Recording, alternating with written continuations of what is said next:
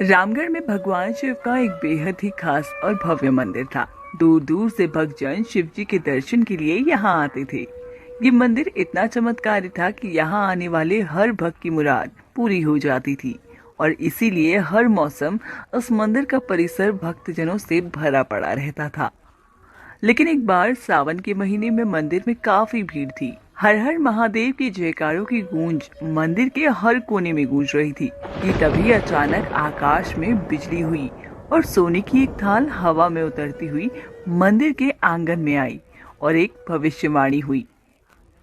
जो कोई भगवान शंकर का सच्चा भक्त और प्रेमी होगा उसे ही ये सोने की थाल मिलेगी।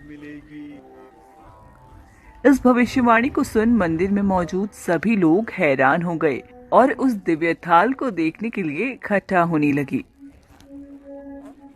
अरे अरे भीड़ मत मचाओ, हटो यहाँ से। जय भोलेनाथ। मुझे पता है कि ये थाल आपने अपने सबसे बड़े भक्त के लिए यहाँ भेजी है और मैं ही आपका सबसे बड़ा भक्त हूँ। मैंने अपना पूरा जीवन आपकी सेवा में अर्पण किया और आज उसी का फल मुझे मिलने जा रहा है।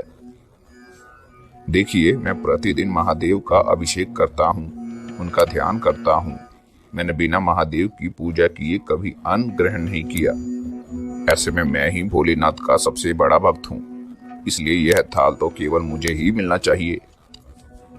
ये कहकर जैसे ही महंत ने उस थाल को अपने हाथों में लिया, वो थाल पीतल की हो गई। अरे ये क्या, ये थाल तो पीतल की हो गई।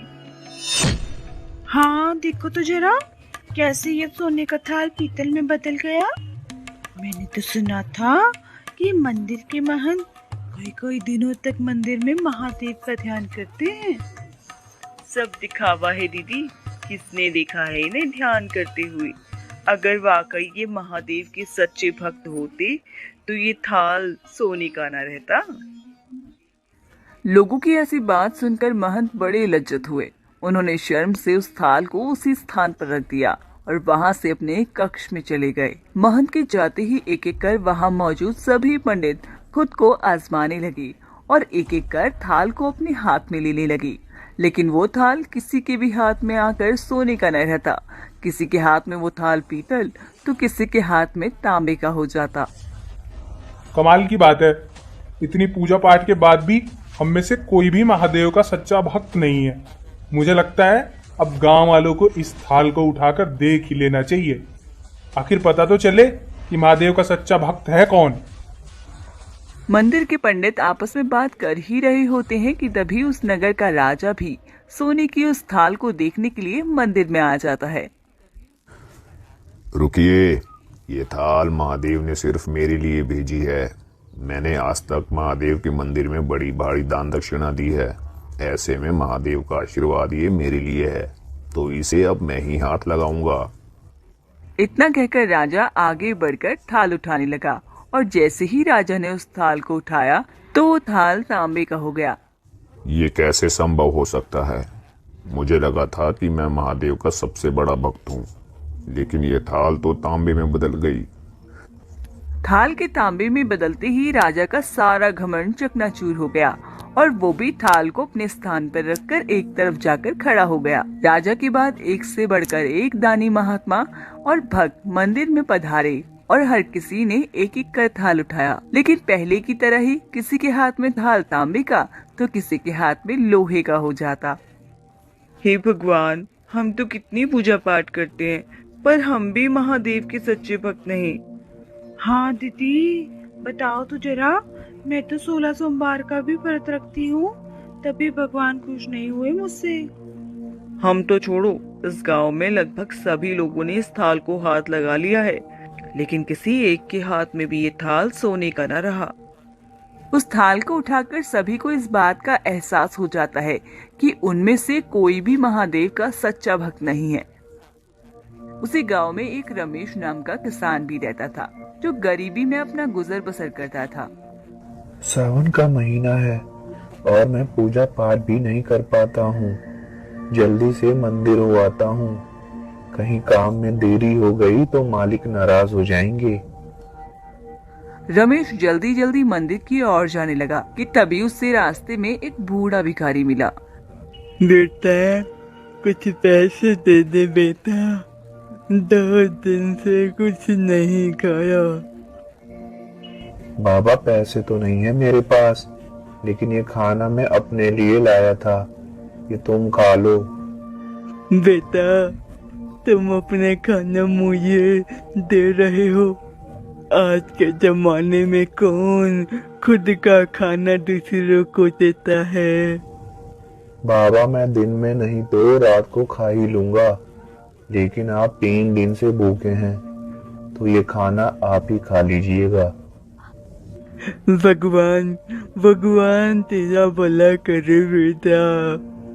रमेश उस भिखारी को अपना खाना देकर महादेव के दर्शन के लिए मंदिर की ओर बढ़ जाता है। मंदिर में जिस थाल की इतनी चर्चा है उसके बारे में रमेश ने भी सुना था, लेकिन रमेश इस पर ध्यान दिए बिना मंदिर पहुंचा और महादेव को जल चढ़ाया, उनकी पूजा की और परिक्रमा करके अपने काम पर लौटने लगा। अरे रमेश भाई, तुमने उस सोने की थाल को उठाकर नहीं देखा? अरे भाई, मैं तो कभी पूजा पाठ भी नहीं करता, महीनों में 1 आध बार मंदिर आ पाता हूँ। मैं काहे का सच्चा भक्त। रमेश भाई, हम तो देख चुके हैं, हमारी भक्ति तो 2 कौड़ी की भी नहीं है। एक बार तुम भी हाथ लगा लो, क्या पता वो सोने की थाल ही मिल जाए। नहीं भैया, जब मंदिर के सबसे बड़े महंत के हाथ में वो सोने का थाल, सोने का ना रहा, तो मैं उनके आगे क्या ही हूँ। मुझे नहीं लगाना किसी थाल को हाथ। अच्छा ठीक है, सोने की थाल के लिए ना सही, लेकिन उस थाल पर हाथ लगाकर ये तो पता चल ही जाएगा कि तुम्हारी भक्ति में कितनी सच्चाई है। लोगों के बहुत आग्रह करने पर रमेश उस थाल को उठाने के लिए मंदिर में वापस जाता है और जैसे ही रमेश उस थाल को उठाता है तो लोगों के आश्चर्य का ठिकाना नहीं रहता। रमेश के हाथों में सोने का थाल रोशनी से चमचमाने लगता है। देखो वो थाल कैसे चमचमा रहा है। अरे वाह रमेश, तुम ही महादेव के सच्चे भक्त हो, लेकिन तुम तो कभी पूजा पाठ भी नहीं करते और महीने में मैंने तुम्हें 1 आध बार भी मंदिर में नहीं देखा। फिर भी तुम्हारी सच्ची भक्ति कैसे? हमें भी बताओ, कैसी भक्ति करते हो तुम, जो महादेव तुमसे इतने प्रसन्न है? पंडित जी, आप बिल्कुल ठीक कह रहे हैं। मैं कोई भक्ति नहीं करता, मैं केवल दिन भर खेतों में काम करता हूँ और थोड़ा समय निकालकर जरूरतमंद लोगों की मदद कर देता हूँ। इसके अलावा मैं कोई ऐसा काम नहीं करता जिससे महादेव मुझसे प्रसन्न हो। अच्छा, तो तुम लोगों की मदद क्यों करते हो? सुकून। दूसरों के चेहरे पर मुस्कान देखकर मुझे जो आनंद और खुशी होती है उसे मैं बयां नहीं कर सकता। शायद यही कारण है कि महादेव मुझसे प्रसन्न है। एक गांव में एक हरिया नाम का गरीब किसान अपने परिवार के साथ रहता था। वो दिन रात मेहनत करके किसी तरह अपने परिवार का गुजारा करता था। किसान के परिवार में उसकी पत्नी बिमला और बेटा श्याम उसी के साथ रहती थी। एक दिन किसान ने अपने बेटे श्याम से कहा, बेटा श्याम, तुम्हारी माँ किसी काम से बाहर गई हुई है और मैं भी खेतों में बुआई करने जा रहा हूँ, इसलिए तुम घर पर ही रहना। तुम्हें तो पता है ना कि आजकल गांव में कितनी चोरियां हो रही हैं, ऐसे में घर को छोड़कर कहीं मत जाना। ठीक है पिताजी, मैं कहीं नहीं जाऊंगा, आप निश्चिंत रहिए। कड़ी धूप में हरिया खेतों की तरफ निकल पड़ा और खेत पहुंचते ही उसने गुड़ाई का काम शुरू कर दिया। चमचमाती धूप में हरिया कुदाल से खेतों में गुड़ाई कर ही रहा होता है कि तभी उसे कुदाल से किसी धातु के टकराने की आवाज सुनाई देती है। हरिया जैसे ही मिट्टी हटाकर देखता है तो उसे एक चमचमाता हुआ डब्बा दिखाई देता है। हरिया उस डब्बे को बाहर निकालता है। अरे वाह, लगता है ये डिब्बा बहुत चमचमा रहा है, ऐसा लगता है कोई खजाना होगा इसमें। ये सोचकर हरिया ने जैसे ही डब्बे को खोलकर देखा वो उदास हो गया। ये क्या, ये तो बस एक बेकार सी किताब है। मुझे तो लगा था कि आज कोई भारी खजाना मिल गया है मुझे। मैं अनपढ़ क्या ही करूंगा इस किताब का। इतना कहकर हरिया उस डब्बे को वही खेत के एक कोने में फेंक देता है और फिर से अपने काम पर लग जाता है। थोड़ी देर बाद हरिया का बेटा श्याम भी अपने पिता के पास खाना लेकर आता है। बेटा, आ गया तू?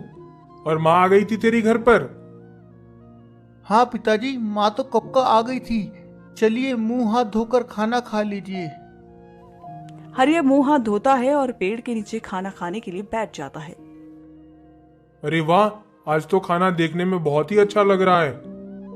हाँ पिताजी, माँ ने आज बहुत ही स्वादिष्ट खाना बनाया है। वाकई खाना बहुत स्वादिष्ट था। हरिया खाना खा ही रहा होता है कि तभी श्याम की नजर भी उस किताब पर पड़ जाती है। अरे पिताजी, ये किताब कैसी? क्या आप खेत में पढ़ाई भी करने लगे हैं? अरे नहीं बेटा, मैं कहाँ पढ़ाई वढ़ाई, ये किताब तो मुझे खेत में बुआई करते वक्त मिली है। अच्छा लाइए दिखाए तो जरा, कैसी किताब है ये? हाँ देखो तो बेटा, इस किताब में ऐसा क्या है जो इसे किसी ने जमीन में गाड़ दिया? अरे पिताजी, ये तो खाली किताब है। अच्छा खाली है? हाँ पिताजी, पर इसे मैं रख लेता हूँ, ये मेरे काम आएगी। ठीक है, तुम ही रख लो। वैसे भी किताब महंगी हो गई है आजकल, पता नहीं कब ये गरीबी दूर होगी। इतना कहकर हरिया फिर से खेतों के काम में लग जाता है और श्याम उस किताब को खोलकर उसमें उंगलियों से अपना नाम श्याम लिखने लगता है।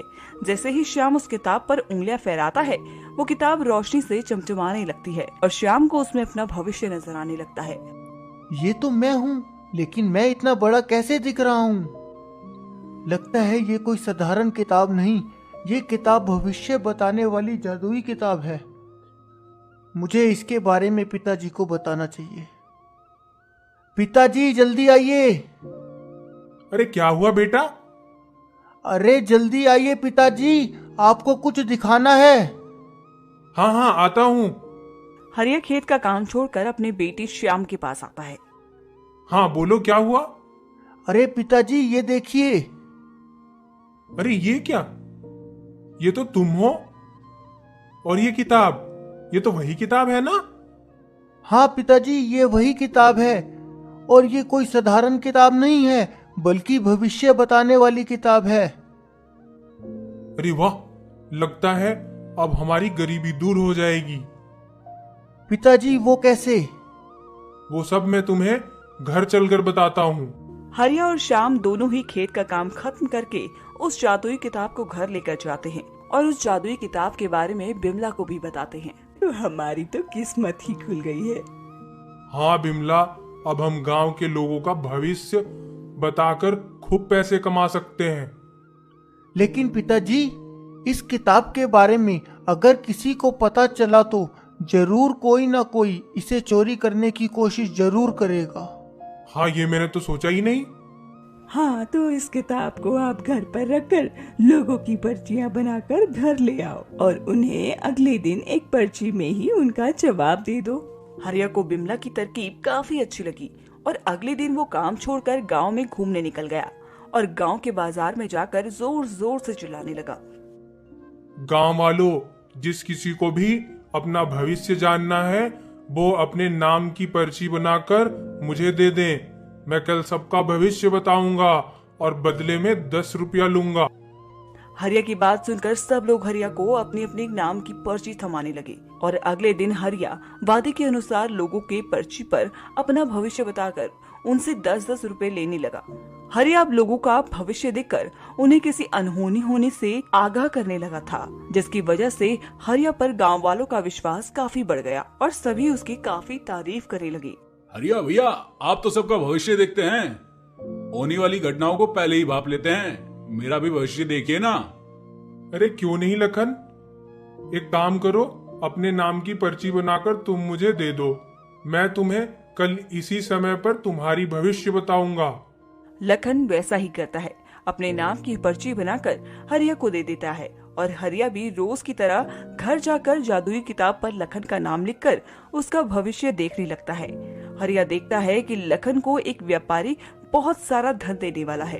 इतना देखते ही किसान के मन में लालच आ जाता है और वो आधा भविष्य देखकर ही किताब को बंद कर देता है। अरे इस लखन को तो खूब सारा पैसा मिलने वाला है, ये तो अब बहुत अमीर हो जाएगा। क्यों ना मैं लखन को उसके रास्ते से भटकाकर खुद उस व्यापारी से सारा धन ले लूं। ये सोचकर हरिया अगले दिन लल्लन के पास जाता है। कैसे हो लखन भाई, और इतनी जल्दी कहाँ जा रहे हो? मैं ठीक हूँ भाई, बस जरा बाजार तक जा रहा था। बाजार? लेकिन आज तुम बाजार नहीं जा सकते। वो क्यों भैया? अरे वो मैंने कल तुम्हारा भविष्य देखा था। आज तुम्हारे ऊपर एक संकट है, इसलिए आज तुम घर पर ही रहो। क्या आप सच कह रहे हैं? हरिया की भविष्यवाणी आज तक गलत साबित नहीं हुई है। अच्छा, फिर तो अब मुझे भी घर जाना चाहिए। इतना कहते ही लखन अपने घर लौट जाता है और हरिया पैसों के लालच में बाजार चला जाता है। बाजार पहुंचते ही हरिया को अपना एक व्यापारी मित्र मिल जाता है, जिसने उसे पैसों से भरा एक बैग दिया होता है। अरे हरिया, अच्छा हुआ भैया जो तुम मुझे मिल गए। क्या तुम मेरा ये बैग अपने पास रख सकते हो? क्योंकि मैं कुछ दिनों के लिए विदेश जा रहा हूँ और मैं ऐसे ही किसी पे भरोसा नहीं कर सकता। तो क्या मेरे वापस आने तक तुम मेरे बैग का ध्यान रख लोगे? वाह वाह, मैं इस बैग को लेकर बहुत अमीर हो जाऊंगा और इसके वापस आने तक अपना घर भी बदल दूंगा। इससे यह मुझे दोबारा कभी ढूंढ भी नहीं पाएगा। अरे भैया, कहाँ खो गए? जल्दी बताओ, संभाल लोगे ना तुम मेरा बैग? अरे हाँ हाँ, क्यों नहीं दोस्त, तुम निश्चिंत होकर विदेश जाओ, मैं इस बैग का अच्छे से ध्यान रखूंगा। इतना कहते ही हरिया उस व्यापारी से बैग ले लेता है और व्यापारी वहाँ से रफू चक्कर हो जाता है। व्यापारी के जाते ही वहाँ पुलिस आ जाती है और हरिया के हाथों में बैग देखकर उसे जोर से पकड़ लेती है। आखिर तुम पकड़े गए, अब तुम्हारी खैर नहीं।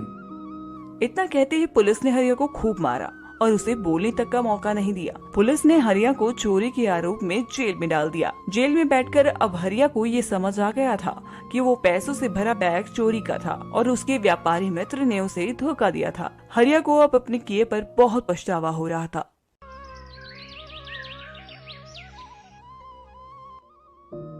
अरे अनीता, मैं खेती करके आ गया हूँ, तुम जल्दी से मेरा खाना ला दो। ठीक है, अभी लगा देती हूँ। रमेश और उसकी पत्नी अनीता रोज इसी तरह से साथ में खाना खाती। रमेश खेती बाड़ी करता और अनीता घर को संभालती।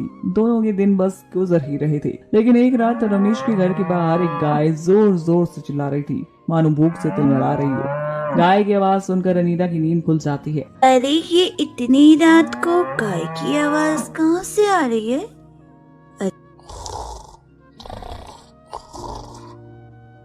अरे उठी ना, देखिए घर के बाहर से किसी गाय की आवाज आ रही है। अरे भगवान, तुमने कोई सपना देखा होगा। क्या जी, आधी रात को मैं खुली आंखों से सपना देखती हूँ क्या? उठिए ना जल्दी। अरे क्या है, क्यों परेशान हो रही हो? पहले आप मेरे साथ बाहर चलिए, फिर मैं आपको बताती हूँ। रमेश और अनीता दोनों ही बाहर देखने के लिए जैसे ही घर का दरवाजा खोलते हैं, वैसे ही उन्हें घर के बाहर एक गाय नजर आती है जो भूख से तिलमिला रही होती है। अरे ये किसकी गाय है और हमारे घर के बाहर इस तरह क्यों चिल्ला रही है? शायद इससे भूख लगी होगी, रुकिए मैं इसके लिए कुछ खाने को ले आती हूँ। अनीता दौड़ते हुए रसोई में जाती है और गाय के लिए रोटी ले आती है। रोटी को खाकर गाय शांत हो जाती है, लेकिन रमेश और अनीता अब भी परेशान थे कि आखिरकार ये गाय है किसकी। दोनों ये सोच ही रहे थे कि तभी गाय उनके घर के बाहर ही बैठ जाती है। इस गाय का मालिक इसे कैसे यूं ही छोड़ सकता है? छोड़िए ना, जिसकी गाय होगी वो ढूंढता ढूंढता इसे ले ही जाएगा। इतना कहते ही दोनों घर के अंदर चले जाते हैं और जब अगली सुबह होती है तो वो देखते हैं कि वो गाय अब भी उनके घर के बाहर बैठी होती है। ऐसे करते करते काफी दिन बीत जाते हैं। अब अनीता घर के बाहर बैठी गाय को खाना खिलाना, उसकी देखरेख करने लगती है। अब गाय दूध देने वाली होती है तो रमेश ने सोचा क्यों ना इस गाय का दूध बेचकर अपनी गरीबी दूर कर ली जाए। और फिर रमेश ने एक बाल्टी दी और गाय का दूध निकालना शुरू किया। पहले एक बाल्टी, फिर 2 और फिर 3। दूध निकालते निकालते रमेश 3 बाल्टी भर लेता है। रमेश को यकीन नहीं होता कि ये गाय इतनी प्रचुर मात्रा में दूध देगी। रमेश खुशी के मारे झूमने लगता है।